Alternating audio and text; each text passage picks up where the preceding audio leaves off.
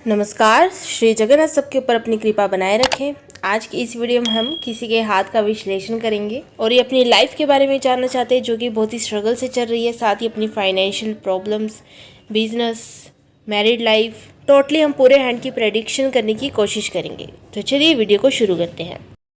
तो सबसे पहले हम देखेंगे प्रमुख रेखा हृदय रेखा के बारे में, जो कि शनि पर्वत को घेर लेती है और इनकी प्रैक्टिकल नेचर को दर्शाती है।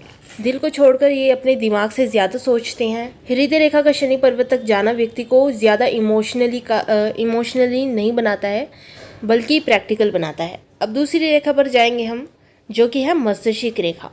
जैसे कि मस्तिष्क रेखा सीध में चलती हुई लेकिन नीचे की ओर चंद्रमा की ओर चली जाती है, और साथ ही इनका जो चंद्र पर्वत है वो भी दबा हुआ दिखाई दे रहा है, जो इनकी मानसिक परेशानी को ज़्यादा दर्शाता है।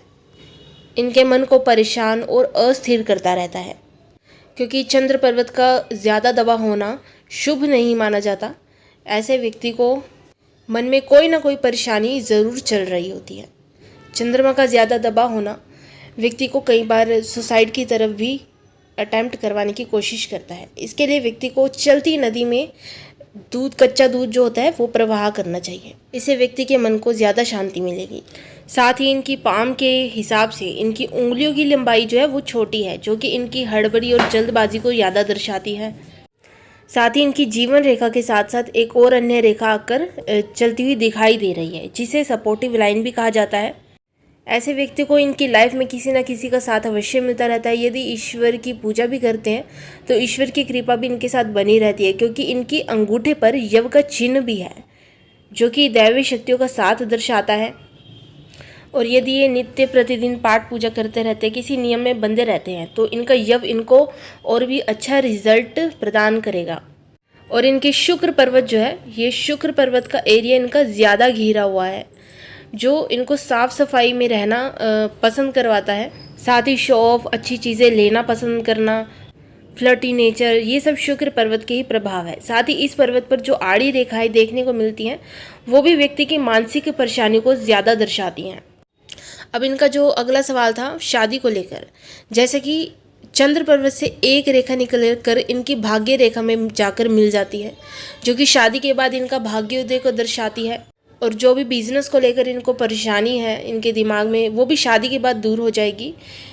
टोटली शादी के बाद इनकी लाइफ अच्छी देखने को मिलती है। और जो इनकी मैरिड लाइन है वो बुध पर्वत पर देखी जा सकती है, जो कि दूर है, 25 की उम्र के बाद देखी जा सकती है, यानी कि इनकी शादी देर से होने के योग बनते हैं। और 35 से 36 की उम्र के बीच इनकी शादी हो जानी चाहिए। बिजनेस के यदि ज़रिए से देखा जाए तो बिजनेस में इनका दिमाग तो चल सकता है, लेकिन फोकस करते करते कहीं ना कहीं इनका दिमाग भटक भी जाता है, क्योंकि इनके हाथ की जो उंगलियां हैं उनके पोरों पर ये नोट क्लियर नहीं है। साथ ही ऐसी पाम रीडिंग वाले व्यक्तियों का 38 की उम्र के बाद भाग्योदय देखने को मिलता है। तब इनकी लाइफ स्टेबल भी हो जाती है, साथ ही उतार चढ़ाव आने बंद हो जाते हैं। अब इनकी वाइफ के साथ कैसे संबंध रहेंगे, इस बारे में बात की जाए तो यदि इनकी शादी जल्दी होती तब इनकी वाइफ के साथ ज़्यादा झगड़े, मनमुटाव होने के चांसेस ज़्यादा थे। लेकिन जैसे कि देर से शादी होने के बाद इनकी वाइफ के साथ संबंध ठीक होने चाहिए। वैसे तो नौकरी के लिए, प्राइवेट नौकरी के लिए शनि पर्वत को भी देखा जाता है। तो यदि शनि पर्वत को देखा जाए तो वह दबा तो हुआ है, लेकिन उसके ऊपर एक मछली जैसी कुछ चिन्ह या फिर त्रिशूल की आकृति बन रही है, जो कि अच्छी मानी गई है। तो यदि नौकरी करते तो इनको उसमें तरक्की तो मिलनी चाहिए, लेकिन इस पर्वत के दबे होने के कारण मिल नहीं पा रही है। तो इसके लिए किसी की निंदा चुगली मत कीजिए, और शनिवार के दिन हो सके तो गरीबों में जलेबी बांटिए, क्योंकि जलेबी गोल गोल और टेढ़ी मेढ़ी होती है। जितने आपके आड़े काम होंगे वो सब बन जाएंगे। और जैसे जलेबी की तरह आपकी ज़िंदगी घूमी पड़ी है, उसको दान कर दीजिए। आपकी लाइफ भी मात्र इस उपाय से स्टेबल हो जाएगी। क्योंकि यदि आपकी भाग्य रेखा को भी देखा जाए तो वो मणिबंध से तो अच्छे से निकल रही है, लेकिन आगे चलते चलते वो बीच में से टूटकर आगे फिर से चलती हुई गुरु पर्वत की ओर उसकी एक शाखा निकल जाती है।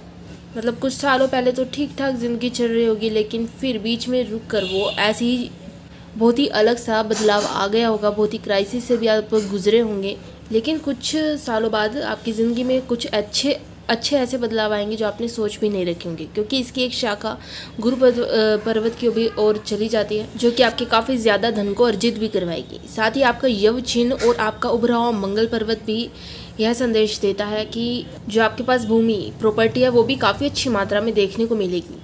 तो ये तो थी इनके सवालों से संबंधित कुछ विशेष जानकारी। फिर मिलेंगे एक और नई वीडियो के साथ, तब तक के लिए जय श्री जगन्नाथ।